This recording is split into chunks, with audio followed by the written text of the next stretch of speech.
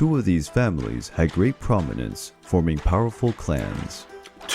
Alright guys, welcome to today's video, and today we're going to be having a bit of a conversation about what we're expecting from Assassin's Creed Codename Red.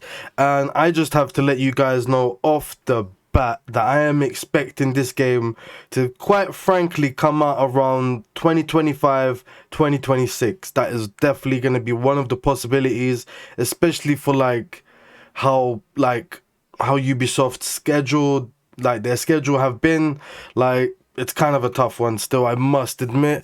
They have been getting rid of a lot of projects lately because of certain projects not exactly paying off.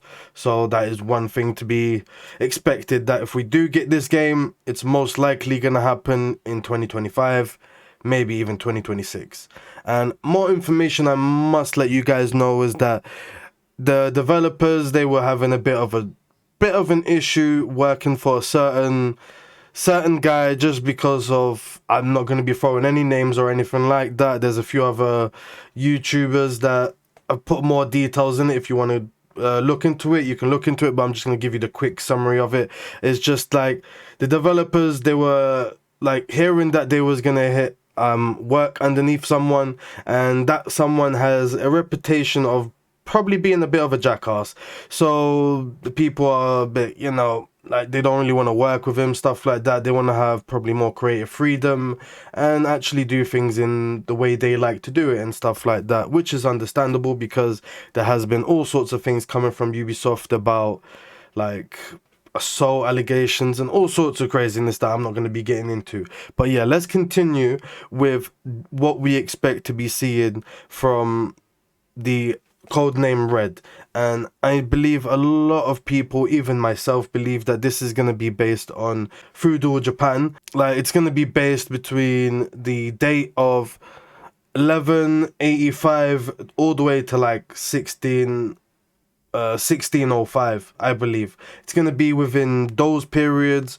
And what we are expecting from this game is, well, for one, it's going to be the same developers as Odyssey, so expect there to be very similar layouts to how Odyssey is. I know there's a lot of fans that this doesn't exactly sound too exciting because they want more of the old school mechanics and stuff like that.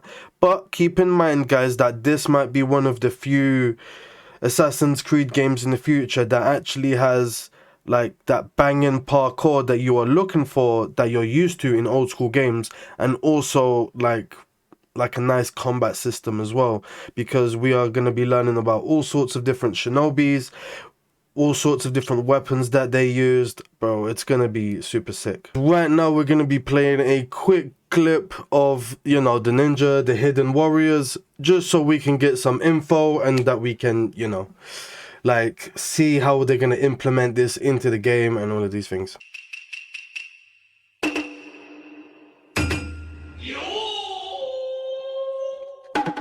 That sound effect is so sick. Alright guys, now this is one of the reasons why a lot of people, when Codename Red was coming out, that they dropped that it's going to be Shinobi, because a lot of guys already looked into the history and they are super excited for us to finally get Shinobis within the Assassin's Creed universe. Because guess what, we've been starving for us to go to Japan since the first game. Literally, from the first game, I remember hearing so many people talk about when we going to Japan, and we've been going so many countries, and we still haven't even been to Japan. Even countries that people was not expecting.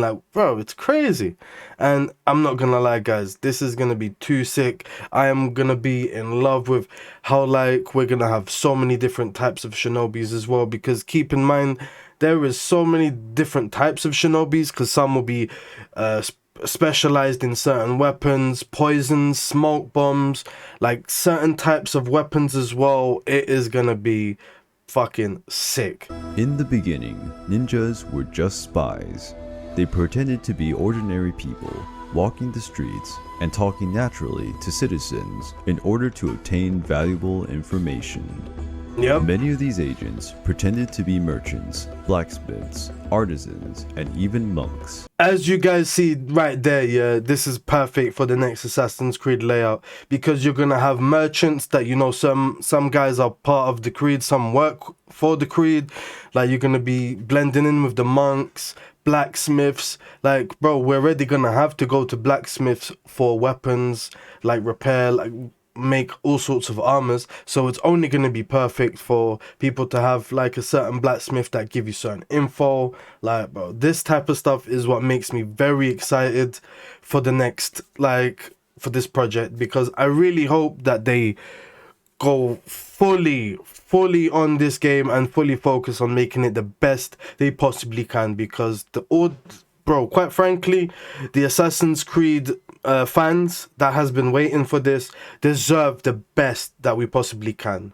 Honestly, They use many special there's probably going to be points here that if you're playing a one character or two characters or whatever their layout's going to be, they could possibly put that, like, there is citizens that literally don't know you're part of the creed, but like they are, like, you're being friendly with them, like, you know what I mean? It's a lot of, like, you know, being sneaky, being a proper ninja shinobi. It's gonna be sick still. And they've been the ninjas, and that they have been used for, like, a lot of information. Like, they have probably corrupted information. Like, it's so sick still. It's gonna be crazy. visible. And I have to say, guys, I won't be surprised that we would be learning these moves as a shinobi as well. And don't be surprised that with this Assassin's Creed game, guys, that you would be able to actually do quite a lot without any weapons, like fully like, I would love for them to actually be able to change what type of martial art stance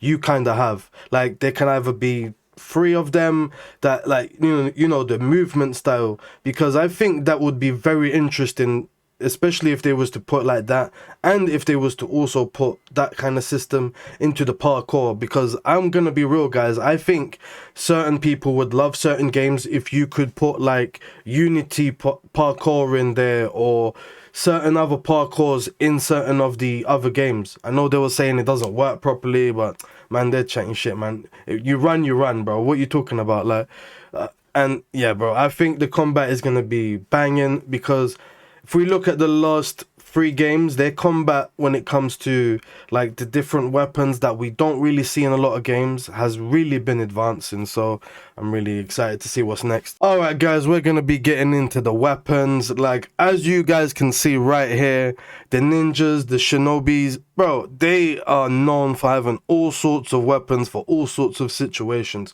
Some weapons require huge amounts of skill, complete mastery of. Like, literally, it will take you like a decade to master some of these weapons. Literally, like, no exaggeration, bro. Ninjas specialized in the use of many different weapons. Yes, Most they of them did. were sneaky, used in enclosed spaces, such as rooms or corridors. The dreadful Makibishi was one Oh, of my those days. weapons.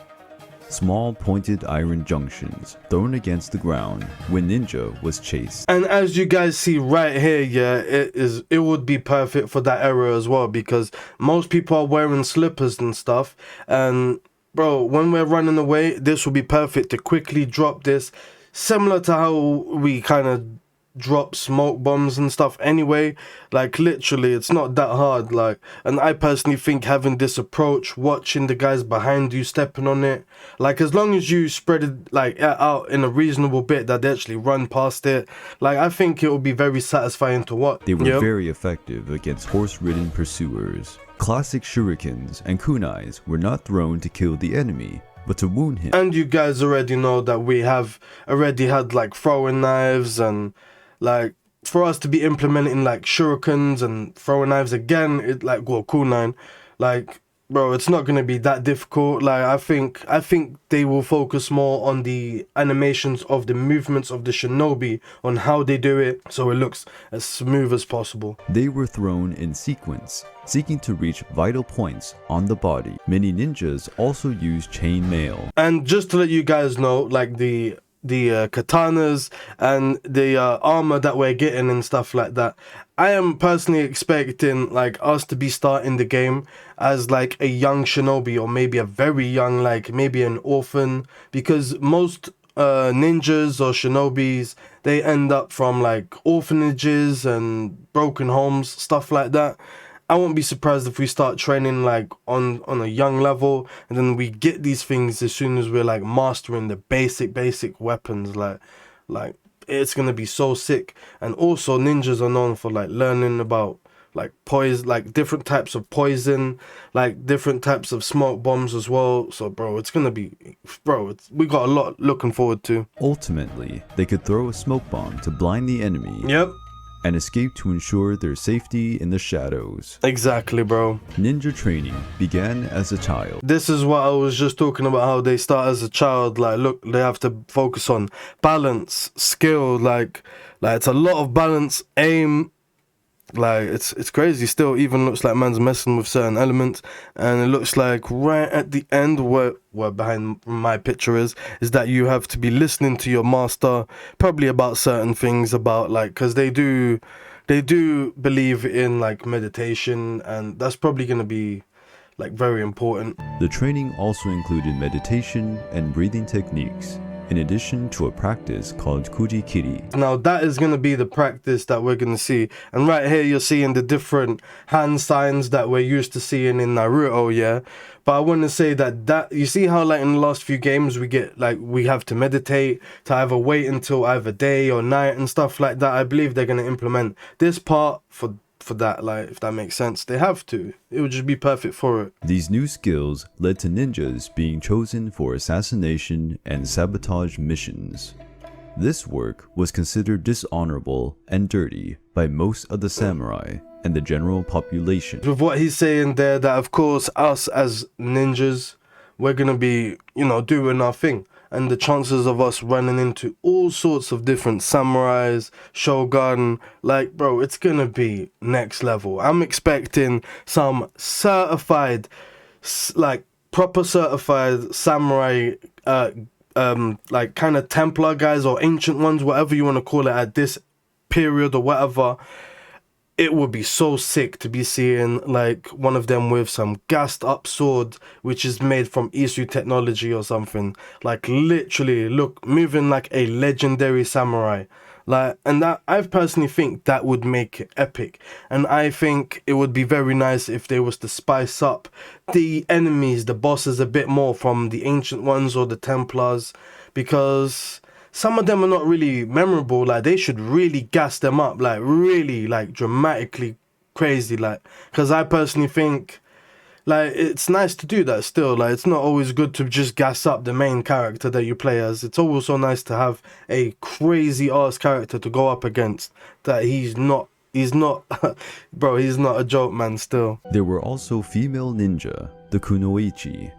Their main role was to infiltrate, where they pretended to be cooks or housekeepers to enter the castles and fortresses. Bit of information there. That would be very interesting if the character we play either has to be doing this type of stuff or has a love interest with someone that does this as well. Like, that is a possibility as well, that you know how the Creed is, how Ubisoft is. They love to put love interests and stuff like that. And they're most likely going to do that because nearly every single Assassin's Creed game has a love interest here or there. Like, many ninjas even fought openly on the battlefields, causing terror and confusion with their unusual tactics. It would be sick if you actually, like, you see how in Odyssey, how you had like when it was the Spartans against the Athenians. Imagine if you actually have like kind of like ninjas versus samurais, or like two groups of people going up against each other, but the ninjas is on a certain side. Then you got some of these old guys, like this old guy here, like that's literally just shooting like like poisonous darts at man and shit like that. And you got certain shinobis that are specialized in certain things. I think that would make nice mechanics as well, that I think a lot of people would enjoy as well. Like, there is a lot of possibilities that we can get into, guys. Like, seriously, no exaggeration. Two of these families had great prominence, forming powerful clans. Two. The Iga Ryu clan, Iga the Ryu school clan. or tradition of Iga, resided in the province of Iga. This place would be fucking epic. This place is already looking sick. Like, this environment would be perfect for a Hidden Ones castle, you know, all of that good stuff, bro. Like, bro, this would be fucking sick. That was difficult to access. Guys, doesn't this sound perfect? Like, literally, this is perfect for the Assassin's Creed. Like, literally, it says two opposing sides. Like, one could be technically with the Templars mindset, the other one could be with the Creed's mindset, and like, bro, and they both have different styles on doing it. Like, one is more based on like more on the city, towns, stuff like that, and the other one's based more on the like fucking woods and shit like that. So bro, we're gonna be seeing all sorts of different tactics from both clans, and I would love to see that behind, like in the shadows, that there is actually like not only a civil war on the surface, but there is also a hidden war in, like, bro, it's gonna be mad. This is literally what I'm looking for. Like, I'll be honest, guys, this personally for me would be one of the best things that they could do within the like Codename Red, because bro, this is just too juicy. All of this info is too good. Their members ambushed each other, not only because they were hired to do so, but also to eliminate rivals in order to control the espionage network. Keep in mind, guys, we could also have it that both of the clans are actually like by the Creed. It's just one does things a bit different than the other, but like their relationship between the two could be getting fucked over by the Hidden Ones and all of that, you know, the Templars, because like I can easily see like people wanting to separate the people of Japan so they can take over, like that type of thing as well. Like, bro, this is gonna be sick. All right, guys, now we're gonna put an end to this video. I really hope that you guys were enjoying this video. Like, I must admit, it was really fascinating to look into all sorts of the details that was going on in Japan and see how we can implement that into the Creed. And I'm not gonna lie, I've got extremely high hopes for this game. I personally hoping that this is gonna be one of the best games that Ubisoft has made. I just really hope they take this opportunity and put their absolute best in it, because if they do this right, this game would last a extremely long time. I'm talking about, if they do it right, people could play this for 10 plus years. No exaggeration, guys. But yeah, guys, comment down below on what you think, subscribe if you're new, like if you like the video, and I'll catch you all on the next one, you absolute legends.